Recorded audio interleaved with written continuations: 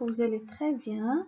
Aujourd'hui, on va voir une nouvelle leçon de la grammaire intitulée l'attribut du sujet. Alors, vous avez déjà vu la nature des mots.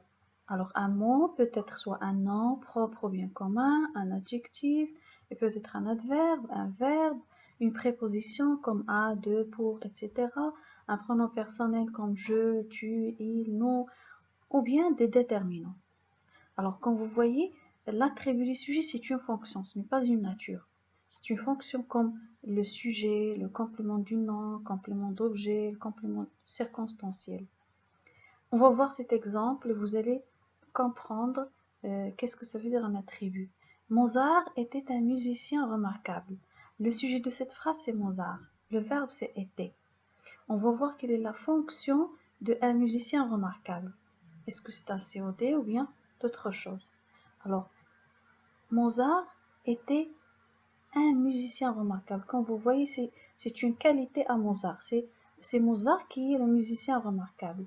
Alors ici, puisqu'il y a un verbe d'état, était, le verbe être, c'est-à-dire ça, c'est un attribut de sujet, c'est pas un COD. Toujours si vous avez un verbe d'état, alors la partie qui se trouve après s'appelle un attribut du sujet.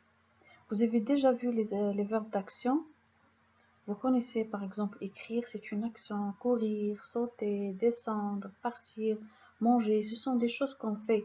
Boire, observer, ce sont des actions qu'on fait. Mais par contre, les verbes d'état ne sont pas des actions, c'est pas des choses qu'on fait. Comme être, paraître, on dit il est fatigué, il paraît heureux, il semble paresseux, avoir l'air, devenir, passer, pour, se nommer, rester, demeurer, s'appeler, ce sont des verbes d'état, se montrer, il y en a beaucoup. Alors il décrit l'état d'une personne ou bien de quelque chose. Alors il faut faire attention, il ne faut pas confondre le COD, le complément d'objet direct, avec l'attribut du sujet. Par exemple ici, Anne mange des pâtes. Anne mange quoi? Il mange des pâtes.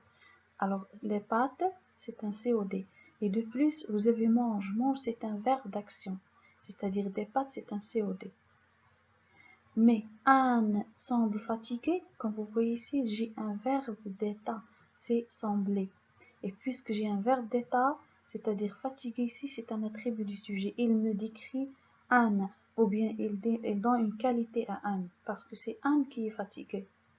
C'est pas comme ici des pâtes, on peut pas dire Anne c'est des pâtes, ou bien c'est pas un caractère ou bien une qualité qui est donnée à Anne, des pâtes. Alors ça c'est un COD. Mais il faut faire attention, c'est pas toujours les groupes de mots qui se trouvent après un verbe d'état, ce sont des attributs du sujet. Ils peuvent avoir d'autres fonctions, comme ici, Anne reste à la garderie. Oui, c'est vrai, reste est un verbe d'état, mais à la garderie, ça c'est un lieu.